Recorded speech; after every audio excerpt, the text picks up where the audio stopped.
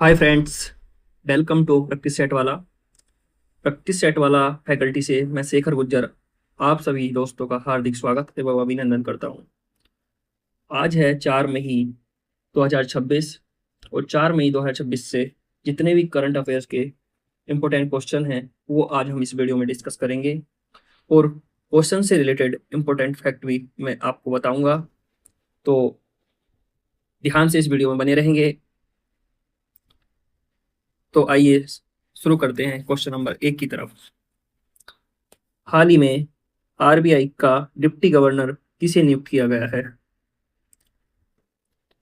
Option 1 Nikhil Tandon, Sikandar Kumar, Rohit Jain या none of these. तो अभी आरबीआई का डिप्टी गवर्नर रोहित जैन को नियुक्त किया गया है। आरबीआई यानी रिजर्व बैंक ऑफ इंडिया, जिसकी स्थापना 1 अप्रैल 1935 को हुई थी और इसका हेडक्वार्टर मुंबई में है। आरबीआई में एक गवर्नर और 4 डिप्टी गवर्नर होते हैं। नेक्स्ट क्वेश्चन की तरफ बढ़ते हैं। क्वेश्चन नंबर 2 है, हाल ही में नीति आयोग की पहली महिला पूर्वकालिक सदस्य कौन बनी है? ऑप्शन 1 है लेमा हेल, ऑप्शन बी है निगम झा, ऑप्शन सी है doctor Zoram Ania, option D none of these. तो नीति आयोग की पहली महिला पूर्णकालिक सदस्य अभी हाल ही में डॉक्टर जोरमा आनिया बनी है, जो पूर्वोत्तर राज्य अरुणाचल प्रदेश से हैं। अगले क्वेश्चन की तरफ बढ़ते हैं। क्वेश्चन नंबर 3 में चलते हैं। हाल ही में भारतीय सेना ने कहां पर ऑपरेशन नेत्र आयोजित किया है?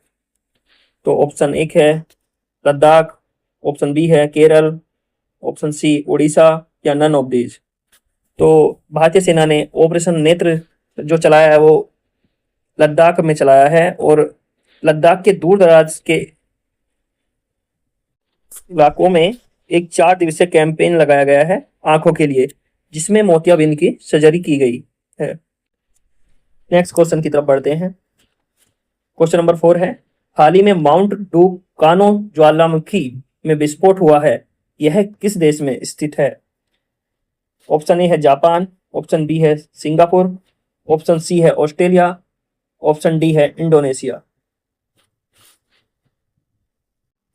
तो इसका आंसर हो जाएगा इंडोनेशिया।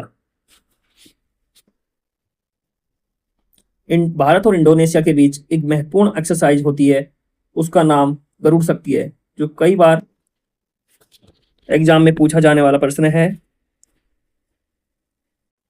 और सबसे ज्यादा मुस्लिम आबादी भी इंडोनेशिया देश में निवास करती है। ब्रांड एम्बेसडर से मोस्ट इंपोर्टेंट क्वेश्चन है।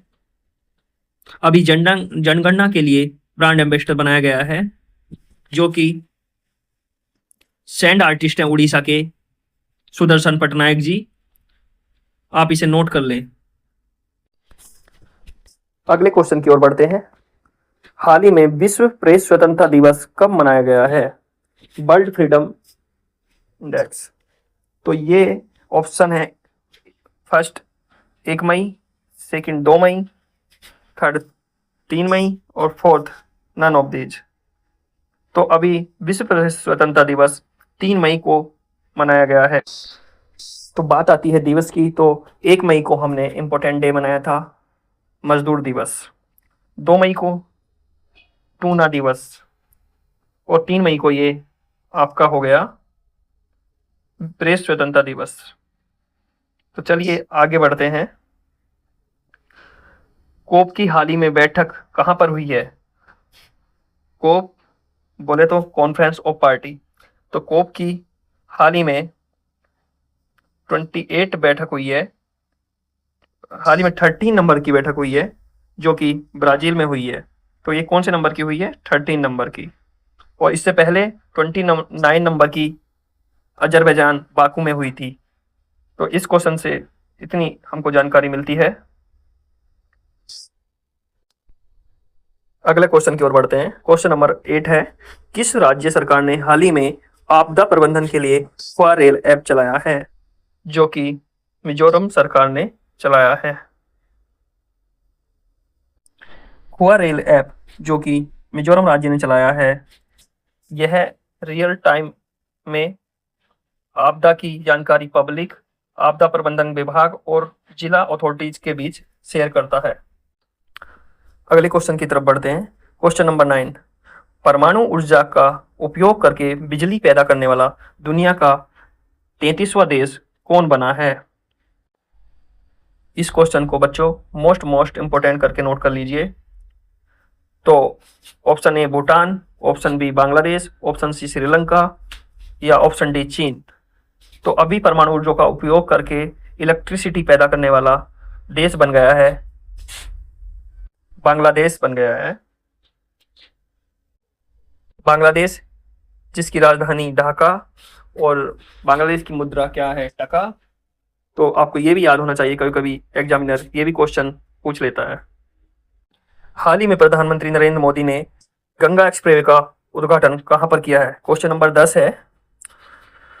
तो ऑप्शन ए नंबर ऑप्शन है हरिद्वार, बी नंबर ऑप्शन है बनारस, सी ऑप्शन है हरदोई और डी ऑप्शन है कानपुर। तो हाल ही में प्राइम मिनिस्टर नरेंद्र मोदी ने गंगा एक्सप्रेसवे का उद्घाटन हरदोई में किया है। गंगा एक्सप्रेसवे जो कि यूपी का सबसे लंबा एक्सप्रेसवे है और जिसकी लंबाई 594 किलोमीटर लंबा है, जो कि यूपी के 12 जिलों से होकर गुजरता है और ये प्रयागराज से मेरठ को जोड़ता है। तो बच्चों ये थी आज की हमारी करंट अफेयर की क्लास। आपको कैसी लगी ये बताना जरूरी समझे और शेयर एंड सब्सक्राइब करना न भूलें। और आपके लिए क्वेश्चन है, हाल ही में कहाँ पानी के अंदर सबसे बड़ा राष्ट्रीय ध्वज फहराया गया है? तो ऑप्शन दिए हैं, option A Tamil Nadu, B Andaman Nicobar, option C Lakshadweep. बच्चों वीडियो के लास्ट में मैं आपसे कहना चाहता हूँ कि जब कभी भी आप सुबह में उठते हो तो अपना एक टारगेट फिक्स करो और पूरा दिन उस टारगेट को अचीव करने में लगा दो। एक दिन निश्चित ही आपकी लाइफ बहुत अच्छी हो जाएगी और एक दिन आपको सक्सेस अवश्य मिलेगी। इसी शब्दों के साथ मैं आपको गुड